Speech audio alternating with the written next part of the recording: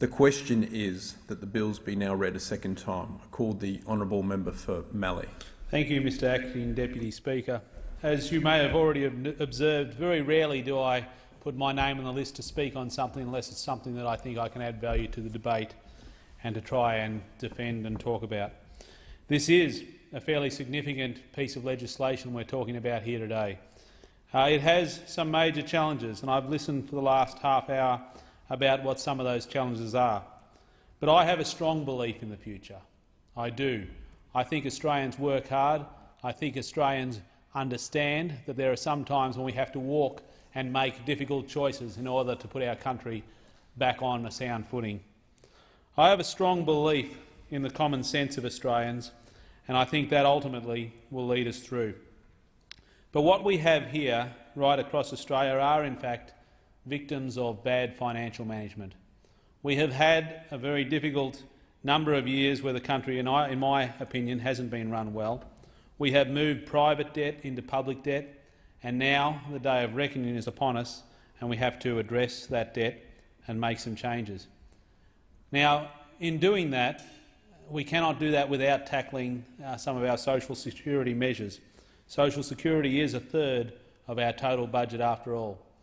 And if we're going to address the future and set ourselves up for prosperity, we have to make some reforms. The reforms in this piece of legislation that is before the House are difficult reforms. We don't make light of those reforms, we don't joke about those reforms, but frankly we have not been elected to this place to turn up here and be the person that throws away money, to be the people that wants to be everyone's hero. We've been elected to make difficult decisions, and it is what defines us as human beings is how we make those difficult decisions and how we head forward. Many of these decisions here will affect people in my electorate. They'll affect them significantly. But I believe that if we tighten our belt and walk together, we will have prosperity out the other side. I just want to talk about one particular reform in this package that I believe does need to be re-looked at. It's not an issue that has any impact on the forward estimates, and for this reason I think I can talk about it with some level of clarity. I'm a strong believer that a robust democracy welcomes diversity of thought. I don't think that one party or one coalition always has to think the same on every issue, and I think that we are mature enough, hopefully in the media, and mature enough as a country to be able to have a diversity of views and not see it as disunity. The thing that worries me about this legislation is the pension age increase from 67 to 70. I believe this is frankly a fairly blunt tool of addressing what is a significant structural problem right across our country. And I want to lead into this because just bear with me. I want to lead into this because in my electorate, no, don't interrupt me. In my electorate, life expectancy is 4.7 years. Yeah. Yep. In my electorate, life expectancy is 4.7 years less than in many of the city electorates, and we need to have a little bit of a look at how we can address that. And I think just addressing that by raising the pension age misses the point, because life expectancy has gone up as a country. But it has largely gone up amongst white-collar workers, but not amongst blue-collar workers. Health expectancy has gone up as a country, but it has not gone up against blue-collar workers. Now, this is an issue that's been looked at right across the world.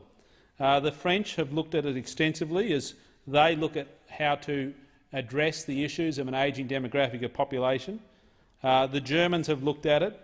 And if you look right across the world, the retirement age in New Zealand is 65, retirement age in the United Kingdom is 65, in the United States it's going to 67, in Australia it's going to 67, in Germany it's 65.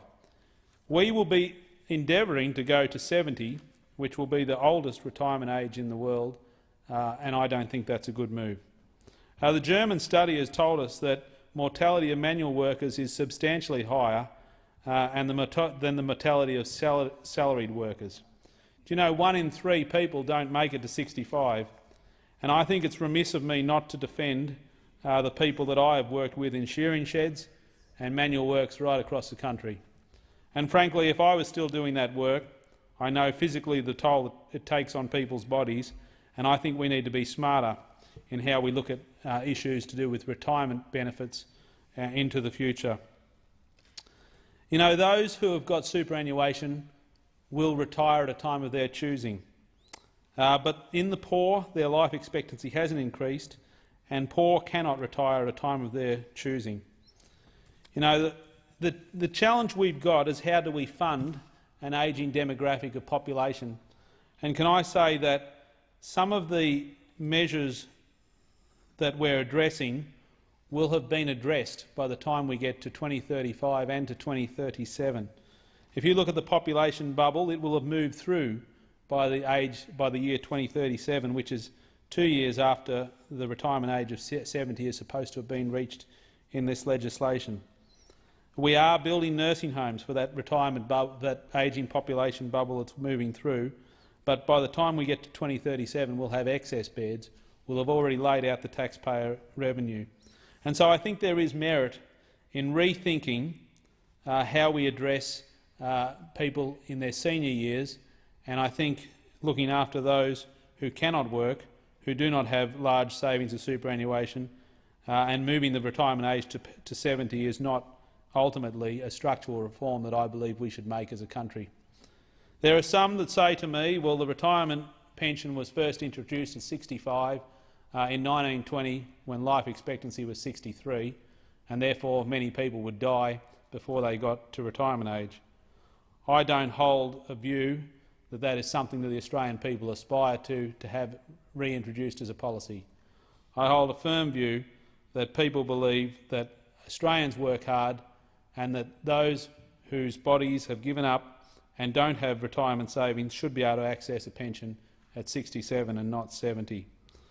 There is a discussion that life expectancy is so much longer, but life expectancy isn't as long as we think it is. We all think we're going to go forever. I was at an investment seminar one time, and it was a reality check when the guy at the front said, you know, 1 in 3 people in this room won't make it to 65 anyway, so if you know which one out of those 3, well, don't worry about saving, just have a good time.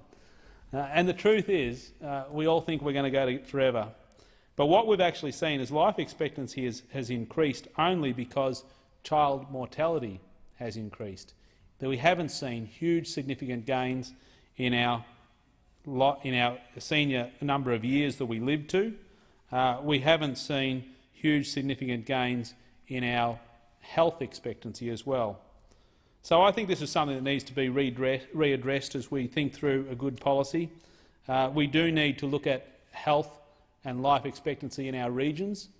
It needs to be said that some of our regions just aren't well serviced by ambulance, and anyone would know who's had sick relatives that recovery or retrieval rates of people with a heart attack or a stroke under an hour is a very significant contributing factor to survival rates when people have those sicknesses. I won't talk for the full 15 minutes because I think I've made my point clear. We have to make very tough structural reform. I don't back away from that. I do think it's a mistake for us as a government to go to 70 years of age. I think 67 years is adequate.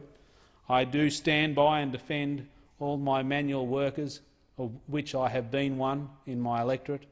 I am very aware that if you look at right across the world, Australians work harder than most, and I don't see why we have to have the oldest retirement age in the world. And for those of you who think that we have significantly increased retirement age, I'm going to read you a little line written 3,286 years ago by a guy called Moses, who said this: "The days of our life are 70 years, and if by reason of strength they are 80 years, yet their boast is only labour and sorrow, for it is soon cut off and we fly away." So 3,000 years ago life expectancy was 70, and if best, 80. So have we really improved things that much?